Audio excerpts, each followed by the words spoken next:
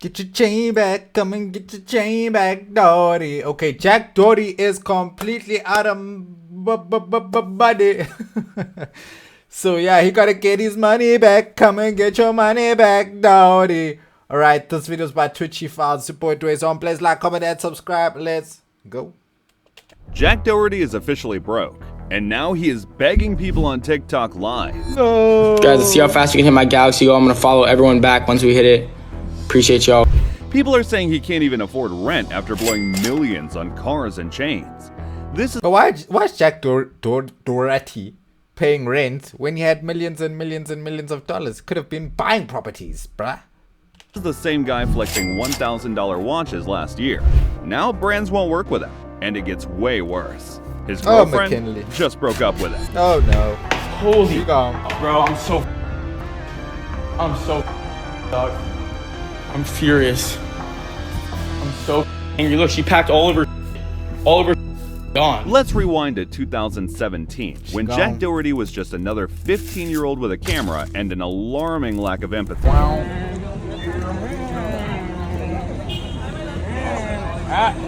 so fast, little bro. Not so fast, little bro. What are you gonna do? What are you gonna do? While normal teenagers worried about Somebody go shoot you in the face, my boy. prom dates, Jack was busy perfecting the art of public harassment for YouTube monetization. I'm seeing your kids watch. Get away from me. You started talking to me, buddy. Get away. You get away from me. Watch your kids. Go walk away.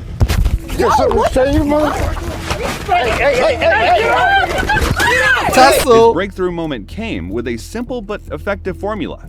Target innocent strangers in public spaces, escalate situations until they react, then film their discomfort for content.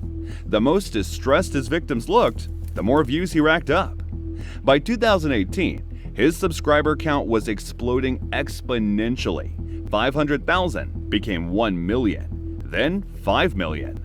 Then 10 million people watching his carefully orchestrated chaos. Each milestone meant bigger paychecks, and Jack quickly became addicted to both the money and the power over others. YouTube's ad revenue system was incredibly generous to creators hitting his view counts. Industry experts estimate Jack was pulling in $40,000 to $60,000 monthly just from ads by 2019. Add in sponsorship deals, energy drinks, mobile games, clothing brands apparently run by people who never watched his content, and his monthly income was easily 6 figures. Rex. Not many houses in the hills have to offer a freaking tennis court. Oh my gosh, like that's so cool. Rex. What houses have a Play tennis tennis? court? Yeah. I've never played tennis. The success Come went on, gal. straight to his head. Jack started living like money was infinite. He rented that famous $30,000 a month mansion, not bought, rented, because he wanted the instant Idiot. gratification without the commitment. The fleet of supercars followed. The McLaren 720S, $315,000. A Lamborghini Aventador, $500,000. A Lamborghini Aventador. What the fuck is an Aventador, my boy? Multiple Mercedes G-Wagons, and a Rolls-Royce race that he claimed cost $400,000. That's a ghost. Okay, it's not a wraith. Real estate records later showed he owned maybe 3 properties, most with significant mortgages. But his teenage audience ate it up because they wanted to believe the American dream was alive and well on YouTube. What they didn't realize was that Jack's empire was built on quicksand. By 2022, simple harassment pranks weren't generating the money Jack had grown accustomed to. YouTube's algorithm was changing, sponsors were getting more selective, and ad rates were dropping. Jack needed new revenue streams, and he found them in the most disturbing way possible. He started what he called his talent management group. But what it really was systematic exploitation of young women barely out of high school. Jack would approach girls on social media, typically 18 to 20 years old, with significant followings but no business experience, and promise them easy money through. What these girls didn't understand was that Jack's contracts gave him 50 to 70% of their earnings, while requiring them to produce content according to his specific demands. But when a company does it, nobody bats an eyelid, you know? He controlled their posting schedules, their pricing, even the types of content they created. McKinley Richardson, who dated Jack for 2 years, finally exposed the operation in early 2023. I was so against it. It was against everything that I was, raised with, and it just really bothered me, but he told me he'd send me back home if I didn't, so I did. But Jack's psychological manipulation went even deeper. According to leaked Discord messages, he would put his talent against each other, creating artificial competition for better contract terms. Girls who didn't hit certain monthly targets faced reduced promotion or contract termination. Yo, Jack just a pimp. He's just a little pimp. Fresh off his OnlyFans success, Jack discovered cryptocurrency in 2024. Let's go. Specifically, how easy it was to create worthless tokens and convince his teenage audience they were investment opportunities. His first venture was McLaren/SOL, a meme coin supposedly inspired by his supercar collection. Jack promoted it relentlessly across all his platforms, making increasingly bold promises about its potential returns. Now he's become so desperate after getting banned everywhere for all of the terrible shit that he does, that he's resorted to pump and dump crypto scamming the last remaining splinter of his audience. Jack posted fake screenshots showing massive gains, hired other influencers to shill the coin, and even claimed major crypto exchanges were interested in listing McLaren/SOL. For 3 weeks, it actually worked. The coin's value shot up 3,000% in the first week alone. Jack's Discord exploded with success stories from fans posting screenshots of their portfolios. Kids were taking out loans, draining savings accounts, even stealing from parents to buy more tokens. Really? Was it that crazy? I didn't hear about it. Then, Jack dumped everything. Oh, Jack. Blockchain analysis later revealed that Jack and his associates sold approximately 87% of their holdings over a 48-hour period, crashing the price by 96%. Thousands of his fans, literally children who trusted him with their futures, watched their investments become worthless overnight. Conservative estimates suggest Jack's fans lost over $2.8 million combined, while Jack personally made around $1.2 million from his pre-sale holdings. Cook. The crypto community labeled it one of the most blatant rug pulls of 2024. Several prominent crypto investigators called for SEC involvement, though no formal charges were ever filed. The internet was furious, but Jack had already moved his profits to offshore accounts. He thought he was untouchable. But not for long. October 15, 2024, 3:47 p.m. Eastern Standard Time. This is the exact moment Jack Doherty's empire began to fall. Wait, but didn't this happen before McLaren coin? Because why would he make McLaren coin?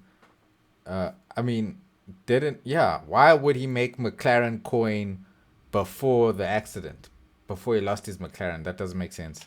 Jack was live streaming on Kick while driving his McLaren through downtown Miami. It was pouring rain, the kind of heavy Florida downpour that makes experienced drivers pull over. But Jack didn't do that. Jack didn't do that. Jack didn't do that. Yeah, man. He do that. Jack, why the fuck did he do that? No! Jack crashed. The McLaren speedometer hit 78 miles per hour when Jack lost control.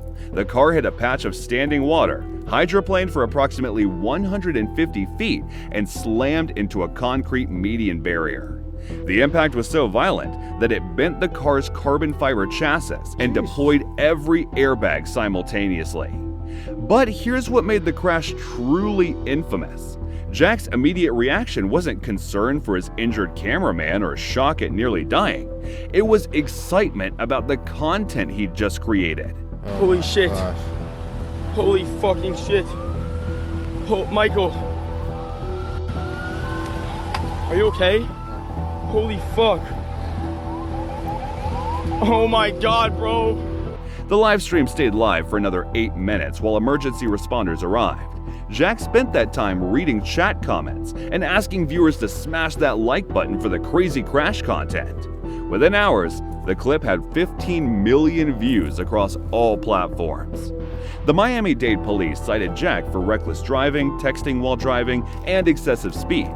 But those were just misdemeanors. The real problem was civil liability. Why you got a 6'9" McLaren though? Michael's medical bills topped $47,000. The concrete barrier required $23,000 in city repairs. Other drivers affected by the accident were filing insurance claims. Property owners whose vehicles were damaged by debris had lawyers calling. State Farm's investigation into the McLaren crash took exactly 72 hours. Their 72 conclusion was hours? swift and financially Bro, devastating. it could have taken me 1 minute, bro. All I needed to do is go and see the VOD from the stream, bro. What do you mean 72 hours, dude? The hell? Complete denial of Took me coverage 2 based minutes. on reckless endangerment while creating commercial content. Jack was suddenly personally responsible for over $400,000 in immediate costs. No, Michael's Doherty, medical come on. bills, vehicle replacement, property damage, legal fees, and multiple pending lawsuits. His cash reserves, while substantial, can't handle that kind of immediate drain. But the insurance denial was just the beginning of a domino effect that would destroy every revenue stream he'd built. Oh, Kick's come terms on, of Jack. service were crystal clear about content that endangered others. Jack's permanent ban came with a statement. Kick Oh, does but what about the French guy? That content was endangering, but they let it go on. not and Till he will died. not tolerate content that puts lives at risk Oh, for yeah, entertainment. sure. This ban is permanent and non-negotiable. Although Jack was convinced he will be back in no time. You have to take care of yourself. What happened with the live stream? You got kicked? You got banned. Why? It's suspended. I'm fine. Fine. So how you gonna do your property? I will. I'll get on banned. Don't worry. The platform had been paying Jack Yeah, right. approximately $70,000 monthly through the Creative Fund program, plus taking minimal fees for his donations and subscriptions. That income vanished overnight. Energy drink companies, mobile game developers, fashion brands, and tech companies began terminating contracts immediately. No one wanted their products associated with reckless driving that nearly killed someone.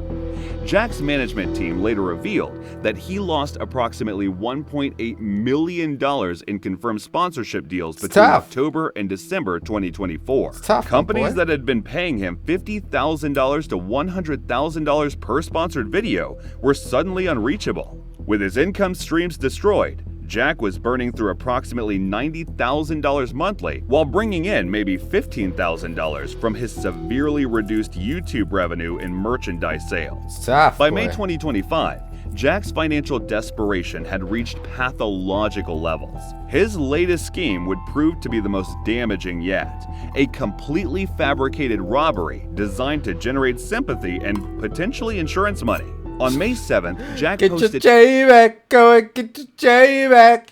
a tearful video claiming he'd been robbed at gunpoint of 2 diamond chains worth $300,000. How about He Jack? provided specific details. 3 armed men, broad daylight, downtown Miami, witnesses everywhere. Guys, I just got robbed on Rodeo Drive for $300,000 worth of my diamond chains. Pretty cooked. So funny, yeah. But I'm live on Party, so. He even filed a police report, he's live giving on Party. statements to detectives and What providing the hell is Party, bro? I've never even heard of Party. I'm live on Party, bro. What? What the fuck is that, bro? You can't be on Twitch. You can't be on YouTube. You can't be on Kick. Like, where can you be these days? You live on Party? Where's the party at?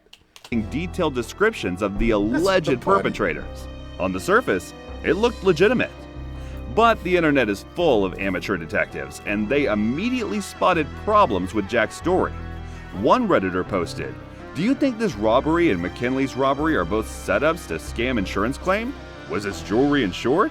First, there were no visible injuries. Jack claimed he'd been tackled to the ground and had chains ripped from his neck, but there were no scratches, bruises, or rope burns. His neck was completely unmarked. Second, his emotional state was all wrong. Jack, who typically became hysterical over minor inconveniences, was suspiciously calm while describing a traumatic armed robbery. His effect was completely flat, like someone reading from a script.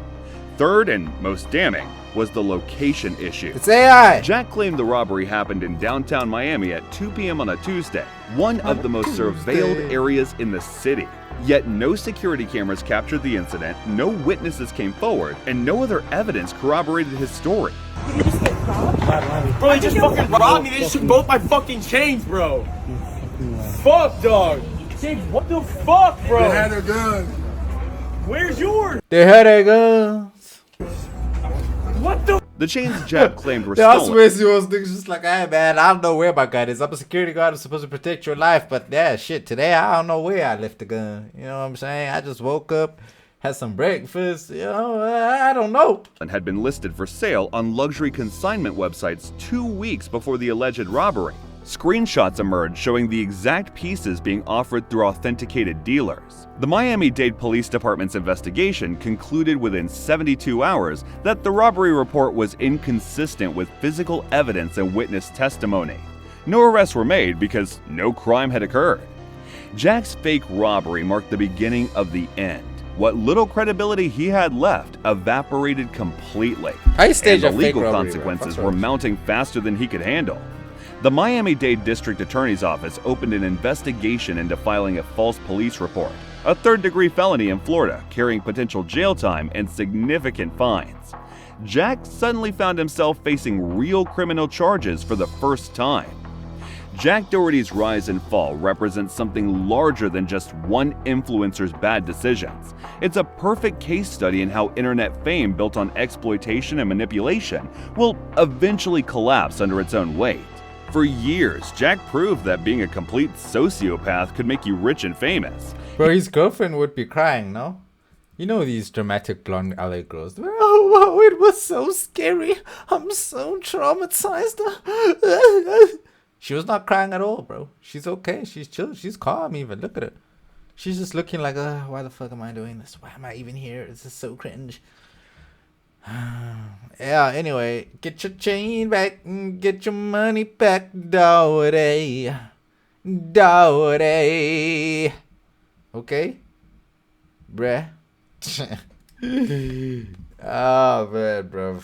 I don't know what to say about young Jack Doherty. All I can say is that, bruv, the youth of today are wilding, bro. Y'all niggas just need to stay at home.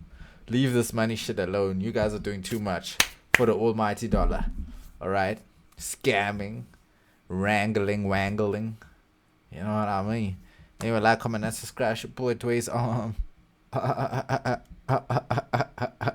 Okay, wait. What am I doing?